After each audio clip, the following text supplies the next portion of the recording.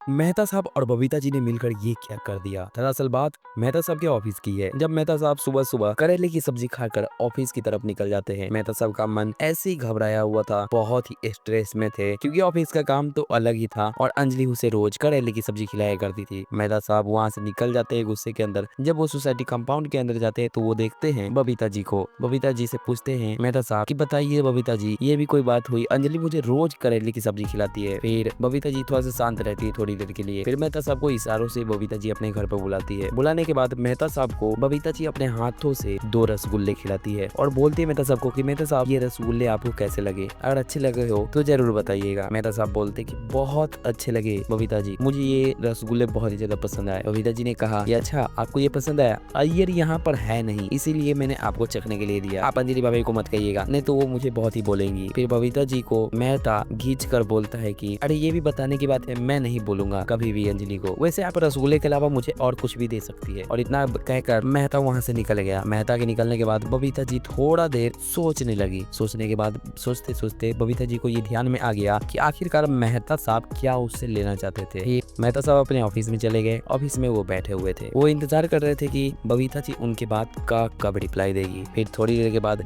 मेहता साहब के फोन पर एक घंटी बजता है और वहां से उसको एक मैसेज आता है। उसमें लिखा हुआ था मेहता साहब अगर आपको लेना है तो आपको एक मैदान बुक करना होगा और उसी में मैं आऊंगी। फिर मेहता साहब ओयो नामक एक कमरा बुक करते हैं। बबीता जी भी ओयो में पहुंच जाती है और इधर मेहता साहब भी ओयो के अंदर पहुंच जाते हैं। ओयो का कमरा बहुत ही अच्छा था, कंफर्टेबल था, जिसमें बबीता जी और मेहता साहब को दोनों को मजा आने वाला था। मेहता साहब गुब्बारों को देखकर कमरे में बहुत ही ज्यादा पसंद कर लिए और मेहता साहब ने पहली नजर में ही बबीता जी को बोला कि आप मेरे गाड़ी पर बैठोगी, आप चलोगी मेरे गाड़ी पर बैठकर। बबीता जी भी इसलिए राजी हो गई और कही कि चलिए मेहता साहब, अय्यर तो मुझे कभी गाड़ी पर नहीं घुमाया, आप मुझे भले ही घुमा दीजिए। मेहता साहब ने भी अपना गाड़ी का इंजन स्टार्ट किया और बहुत ही तेज रफ्तार से गाड़ी चलाया। गाड़ी का रफ्तार बहुत ही तेज था जिससे बबीता जी चिल्ला चिल्ला भरी, क्योंकि बबीता जी को डर लगता था ज्यादा तेज गाड़ी पर। बबीता जी को भी एक तरह से बहुत ही मजा आया और मेहता साहब को भी बहुत ज्यादा मजा आया। अगर आपको वीडियो पसंद आएगा तो वीडियो को लाइक करिएगा, अगला वीडियो आपको किससे चाहिएगा उसको भी बताइएगा और पार्ट 2 चाहिए तो वो भी कटाइएगा। मिलते हैं अगले वीडियो में, तब तक के लिए बाय बाय।